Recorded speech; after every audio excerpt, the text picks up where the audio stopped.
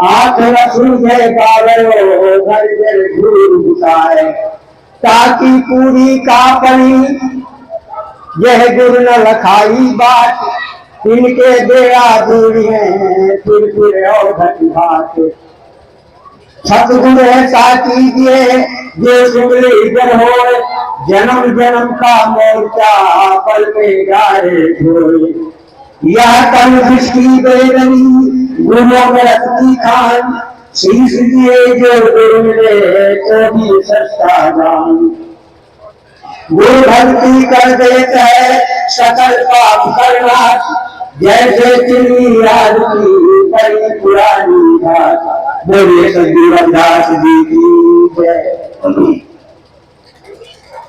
परम श्रद्धेय मास्टर साहब अभी बड़े विद्वान वक्ता ज्ञान आगर दया सागर वीरों पर नित्य प्रति दया करने वाले के.पी. राहुल साहब प्रकांड पंडित आपके बीच में अपना व्याख्यान देकर के गए हैं। मास्टर साहब का आदेश हुआ था, कल तक मेरा टाइम किसी कुंभ में था जहाँ पर लोग गंगा में नहा करके करते हैं। मुझसे भी एक सज्जन ने पूछा, महाराज जी आप नहाए हैं? हमने कहा नहाए तो नहीं है। तो हमने कहा कहाँ? वहां नहीं नहाए जहाँ लोग करते, कहा क्यों नहीं नहाए हैं? हमने कहा हमने पाप ही नहीं किया, क्यों नहाए? जो लोग पाप किए हैं वो नहा ले। हमने कहा जब मनचंगा से बम्बई गया, मैं बम्बई में नहाता हूँ भाई, मैंने किसी की बहन बेटी को दृष्टि देखा नहीं, किसी के धन संपत्ति का हरण नहीं किया, किसी के प्रति अपने मन में मलिनता नहीं आया, तो मुझे नहाने की क्या जरूरत है? और वहीं पर मेरा निरंतर कार्यक्रम भी चलता रहा। आज जहाँ संतों की बात है, गुरु रविदास जी के जीवन चरित्र पर बहुत प्रकाश डाला गया। मैं कबीर साहब के एक शब्द के माध्यम से कुछ कहना चाहूंगा। साहब ने बीजक में लिखा है, कहा है, पंडित पूछ पियो तो पानी, जय मटिया के घर में बैठे कामे श्रेष्ठ समानी, 56 कोट यादवा जाजे मुनिजन सहस 88, पैग पैग पैगंबर गाड़े सो समझे भई माटी, नदिया नीर नरक बहियावे पस मानुष थरिया, हार घड़ी घर गूंद गली घर गूंद कहाँ से आया, सो रह पानी जीवन बैठे मछली छूट लगाया। बंधुओं, सदगुरु कबीर ने कहा कि आप जब पानी पीते हैं तो किसी की जाति पूछते हैं, लेकिन जिस मिट्टी के घर में आप बैठे हैं वो जिस मिट्टी से घर बना है, 56 कोट यादवा इसी में मर करके सड़ करके मिल गए। मुनिजन सहत 88 सहत मुनि इसी में मिल गए, और पैग पैग पैगंबर डाले हैं वो इसी मिट्टी में मिल गए, और उसी घर से तुम्हारा वो घर बना है, उसमें तुम बैठे हो। लेकिन किसी का जब पानी पीते हो तो जाति पूछते हो। जिस पानी को पीते हो, मच्छ कच्छ घड़ियाल भी आने नदी नीर जल भरिया, और नदिया नीर नरक बहियावे पस मानुष सब सरिया। जिस पानी को पीते हो, जिस दरिया में, नदी में, समुद्र में तमाम पशु मरते हैं, उसी में प्रजनन करते हैं, उसी में अपना बच्चा देते हैं, और वही स्रोतों के माध्यम से पानी आपके कुएं में नल में आता है, उसी को पीते हो। और जब कोई पानी साफ बर्तन में देता है तो जाति पूछते। कबीर साहब ने जो कुछ कहा है, कबीर साहब की एक साखी पर अगर व्याख्यान दिया जाएगा तो 3 घंटे से कम का समय नहीं लगता है। लेकिन इस मंच की मर्यादा को देखते हुए मुझे अपनी बात रखनी है।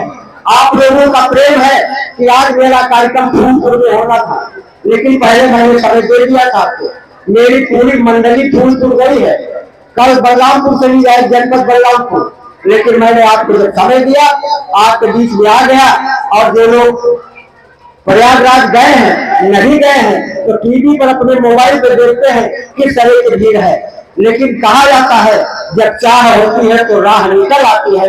आपसे मिलने की चाह थी, आपके बीच में मैं आ गया और आपके बीच में हूँ। और मास्टर साहब से मेरा वादा था कि जब तक ये शरीर रहेगा पृथ्वी पे और आप बुलाते रहेंगे तो मैं आता रहूंगा।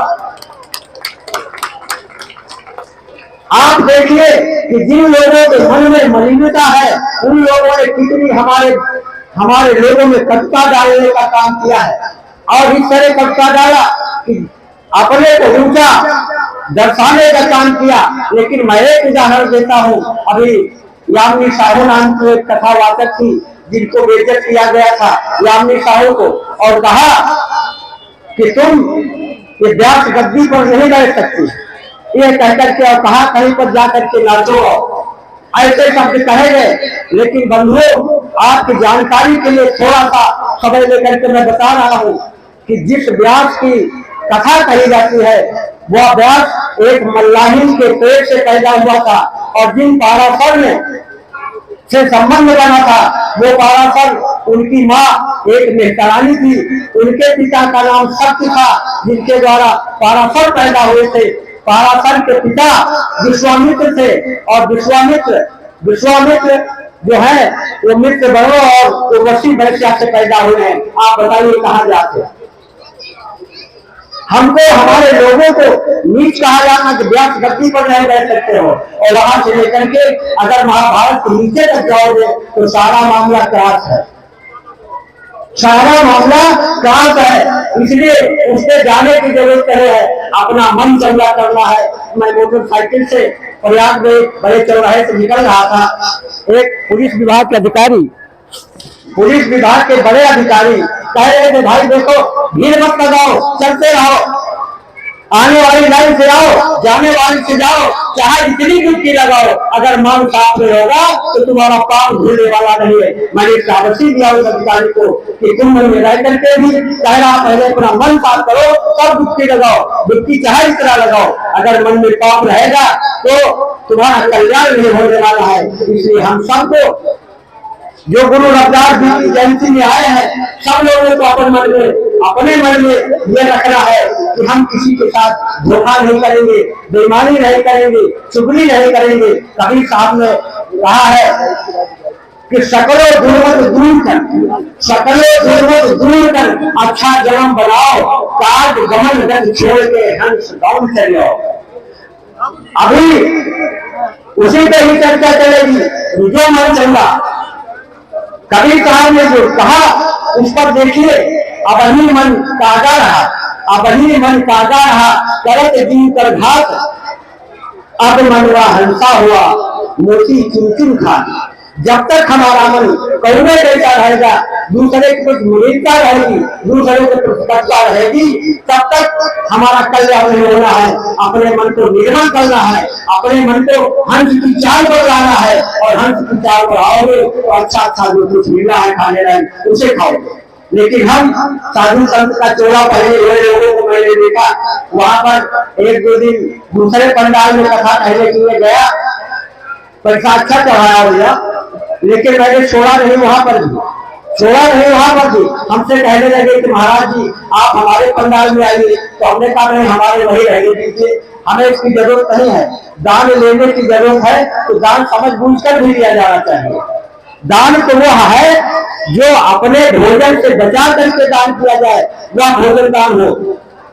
वस्त्र दान करना चाहते हैं, हम 4 जोड़ा कपड़ा पहनते हैं, संकल्प लें कि हम 3 पहनेंगे, 1 बचेगा उसे हम दान करेंगे। लेकिन दान लेने वाले लोग क्या करते हैं? एक ग्वाला था, किसान था, और वो किसान अपने खेत में अपने हलवाहे को ट्रैक्टर लेकर भेज दिया। हलवाहा ट्रैक्टर लेकर चला गया, अपनी घरवाली से उसका भोजन बना रही थी, भैंस का दूध दुहा, 5-6 लीटर दूध निकला। उससे कहा देखो हलवाहा गया है, खेत बुआना है, दूध उठा के रख लेना। उनके घर वाले भोजन बना रहे थे, ध्यान नहीं दिया। थोड़ी देर के बाद देखा वो पीछे से चपट की आवाज आ रही, घूम कर देखा तो एक कुत्ता जवाब से दूध चाट रहा है। कुत्ता दूध पीता नहीं, चाटता है। देखा तो 5-6 लीटर दूध है, दूध तो खराब हो गया। अब सोचने लगी कि बड़ा गड़बड़ हुआ, हमारे ग्वाला आएगा तो हमको डांटेगा, करे तो क्या करें। और जो दूध का धंधा करने वाला आदमी होता है उससे अगर 1 पाव अगर कोई दूध मांगो तो देगा नहीं, 1 पाव अगर सब देगा, जब 1 पाव पानी मिला देगा। लेकिन अब मजबूरी दूध खराब हो गया, तो सोचा कि हमारे यहाँ आज पंडित जी एकादशी बैठा है, ऐसा करें हम पंडित जी को दे दूध लेने में गए, कहा पंडित जी आज आपका व्रत है, और हमने सोचा कि आपका व्रत खराब ना हो, आप दूध ले लीजिए, आप रसमलाई बना लीजिए, खीर बना लीजिए। पंडित भी बड़ा चालू था, कहने लगा कि क्या अगर दही है और इसको पका करके दे दो, उसे भी चालू करा दिखाई। वहाँ ग्वालन जो भोजन बना रही थी लेकर के गई, कढ़ाई में डाल दिया, चार पांच तड़का लगा दिया, लगाने के बाद निकालने लग गई। इधर पंडित जी जितनी देर लड़का बुलावा है, पंडित जी इंतजार कर लड़का बुलावा है, अपने काम में किसान को घर की औरत है, वो अपने काम में लगी रही। पंडित जी भाग करके कहा दूसरा बड़ा काम हमारा ध्यान नहीं दिए, देखा जाए तो दूध पाक करके गाढ़ा हो गया था। पंडित जी सोचे कि अब ये काम में लगी, चलो हम ही अपने हाथ निकाल लेते हैं। निकाल लिए, एक थाली उठा लिए, धो लिए और धो करके खाने लगे। फूक फूक करके खा रहे, जल्दी जल्दी चाट रहे हैं। आधा चाट गए, ग्वाले ने कहा महाराज कैसा लग रहा? कहा बिटिया बिल्कुल अमृत है। कहा महाराज अमृत है? लग रहा पूरा अमृत इसलिए भी गए क्या? कहा क्या हुआ क्या हम समझ नहीं पाए। अरे कहा हमारे घर वाले कहते हैं कुत्ते की जबान में अमृत होता है। और वो हम बताना भूल गए, कुत्ता दूध दूसर गए घर करके गए थे और कुत्ता इसको चाटने लगा। अब आपसे बताना भूल गए कि कुत्ता चाहते हैं और आपको दे दिए। अब पंडित जी शौक से चाट रहे, उनको उकाई आने लगी। आप तक जब शौक से चाट रहे थे तो उकाई आने लगी। जब उकाई आने लगी तो परेशान है, सब तक किसान आ गया। कहा महाराज काहे बना रहे हो? कहा भैया उकाई आ रहे। कहा कोई बात की चिंता मत करो। अपनी जेब में हाथ डाला, एक सुपारी निकाला, कहा महाराज इसको मुंह में डाल लो, इसको मुंह में डाल लो, अभी सब ठीक हो जाएगा। महाराज जी को विश्वास हुआ ठीक हो जाएगा, मुंह में डाल लिए। किसान भोजन करके निकला। कहा महाराज अब कैसा लग रहा है? कहा बेटा आपको बिल्कुल नहीं, अरे कहा बिल्कुल ठीक हो जाएगा। कल हमारे घर में मेहतरानी आई थी, उसको उल्टी हो रही, मैंने यही सुपारी दे दिया, 1 घंटा अपने मुंह में रखा और उसकी उल्टी बंद हो गई। आप पंडित जी कहने लगे बड़ा गड़बड़ हो गया। अरे अभी तक तो कुत्ते का जूठा खिलाया था, अब मेहतरानी की जूठी सुपारी मेरे मुंह में दे आ गया तो बड़ा गड़बड़ हुआ। अब बेटा अरे बड़ा दाल ले शौक सा, जब तक किसी को हलवाहा आ गया। हलवाहा आ गया, कहा भैया भोजन दो। हलवाहा मुसलमान था, वो अपनी थाली ढूंढने लगा। थाली ढूंढने लगा, जब आकर के आगे देखा तो उसकी थाली पर भी ले रखे थे। कहा पंडित ये क्या बदल कर गए? जब मैं बदल से निकलता था तो हमसे आप छूटे ना पाए, भाग जाते थे, आज हमारी थाली दे रहे थे। अरे कहे तो बहुत गड़बड़ हो गया। अरे अभी तक तो कुत्ते का जूठा खिलाया, फिर मेहतरानी की सुपारी मुंह में डाली और उसके बाद में अब ये जो मुसलमान है उसकी थाली में भी खाना पड़ गया। तो बंधुओं जो साधु संत का भेद भी लिए हैं, उनको दान लेने के लिए बहुत होशियारी रखना पड़ेगा। जहां मिल जाए कहीं कूद जाते हैं, तो दान लेना भी बहुत समझ बूझ करके है। और हम सबको चाहिए कि बहुत समझ बूझ करके दान लें। हमारे संत महापुरुषों ने जो आदेश दिया है, जो हमारे लिए निर्देश हुआ है, उसी निर्देश के अनुसार चले। अपना मन चंगा रखें, मन में मलिनता न रखें, दूसरे पर प्रेम का भाव रखें, तभी हमारा कल्याण होगा, समाज का कल्याण होगा। यही शब्दों के साथ बहुत बहुत धन्यवाद। जय हिंद, जय भारत, नमो बुद्धाय, खुदा हाफिज।